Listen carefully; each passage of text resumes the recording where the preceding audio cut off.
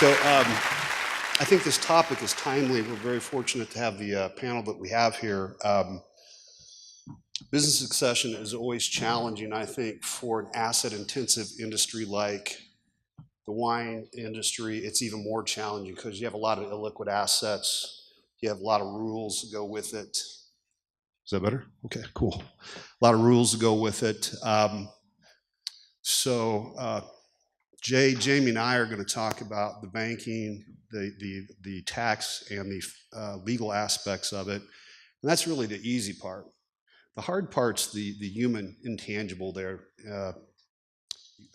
family dynamics and things like that. So we're very fortunate to have two gentlemen that agreed to speak about that, and they're going to do most of the talking, because what we do is pretty simple. First, Craig Ledbetter, who I'd really appreciate coming today. He drove over from Lodi, is going to drive back today. We did the same presentation in Lodi last year and had a good turnout. So get Craig's side of it. Craig's the next generation moving up.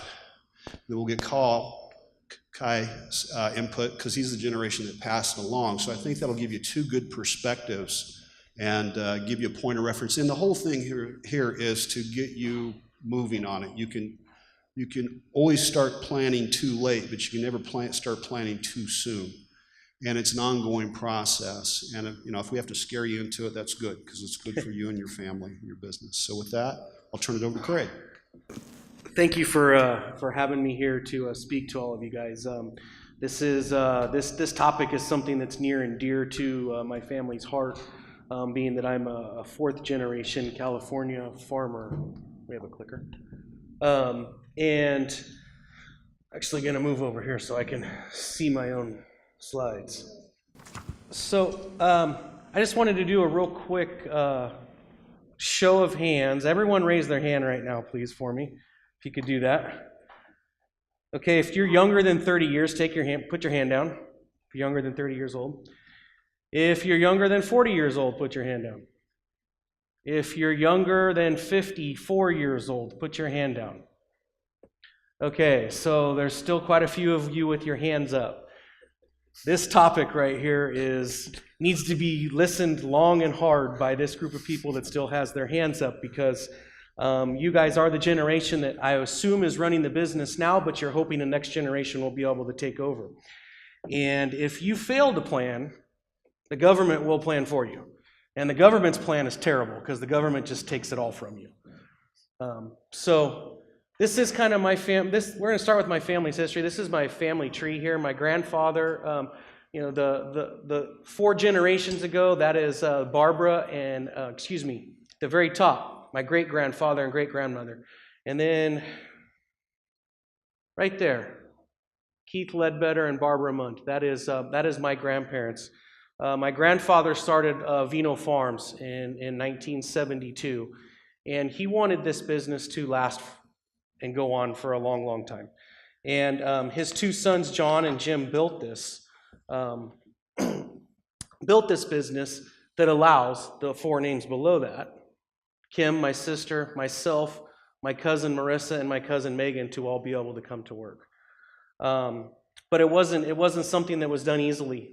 My family started in the late 90s. My dad decided and my uncle decided that, hey, we got to start figuring this out. We've built something that's large here, and if we don't do something about it, again, the government will take it from us.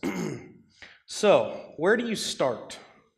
And I'm going to move through these. I have more slides here than I have time to talk about, so I'm going to move through them very quick.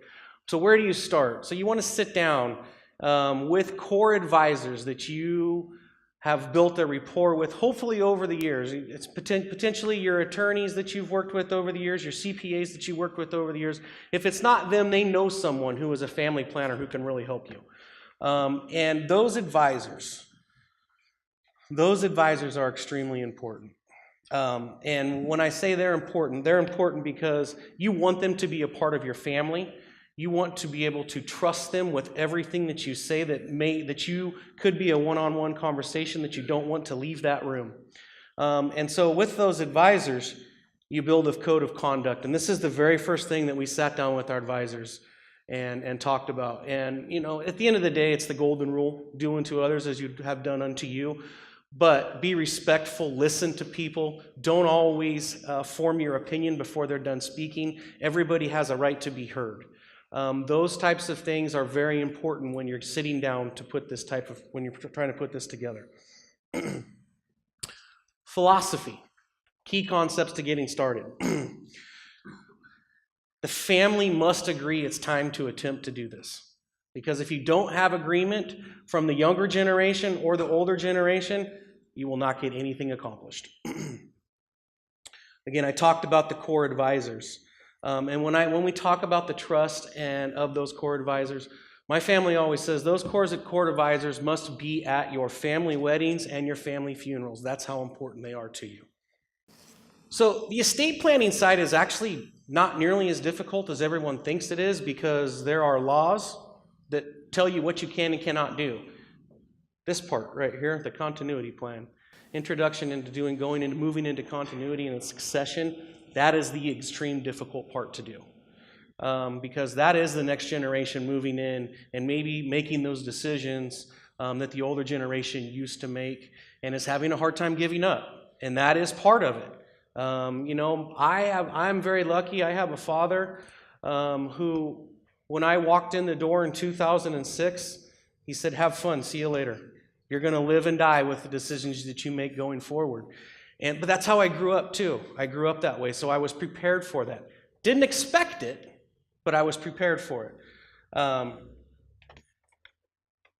The next generation has to be extremely involved in writing down and putting the succession and the continuity plan together, because that generation is the one that's going to live it.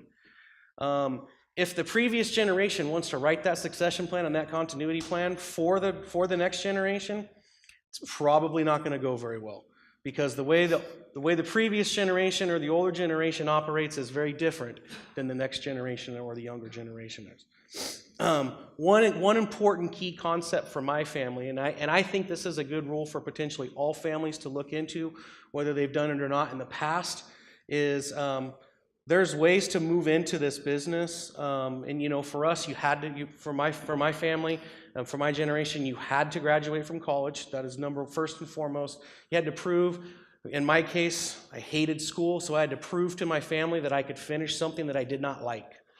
And that's an important concept. The second thing that we really have talked about, and it was an unwritten rule prior to my generation writing the continuity plan, was you're going to work outside the family business.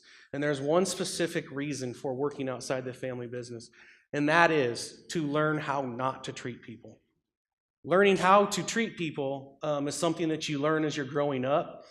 And when you go to work for some company, for instance, I sold software in a corporate world, and I learned that I did not like being treated the way I was treated at that job. I was successful at that job, but at the end of the day, it wasn't for me.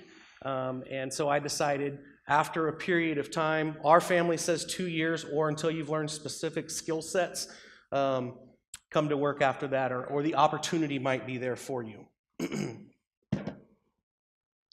So family commitment, these types of things are important you have to get these things out first and get them written down. And for us, this is our family commitment. It is our desire to perpetuate the intergenerational traditions, beliefs, and values that you have come to form our family legacy. Our family is our foundation. It is something that you can count on. We are responsible and hardworking with an overarching commitment to do unto others as you would want them to do unto you. Having that commitment together as a family gets you started on the right path. Next thing is the mission statement. These are all the first steps that you will go through.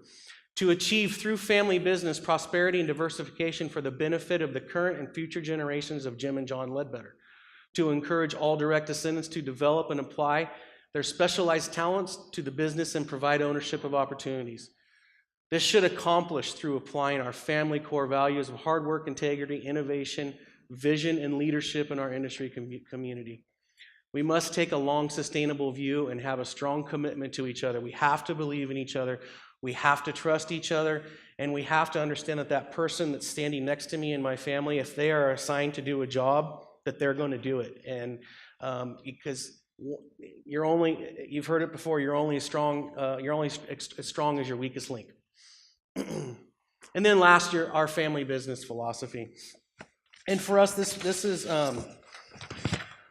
this was pretty simple for us. The Ledbetter family seeks to balance the needs of the business with the needs of the family. In some instances, put the family first. What we didn't write there is also, in some instances, the business has to step in as well and be that first thing that you're thinking of.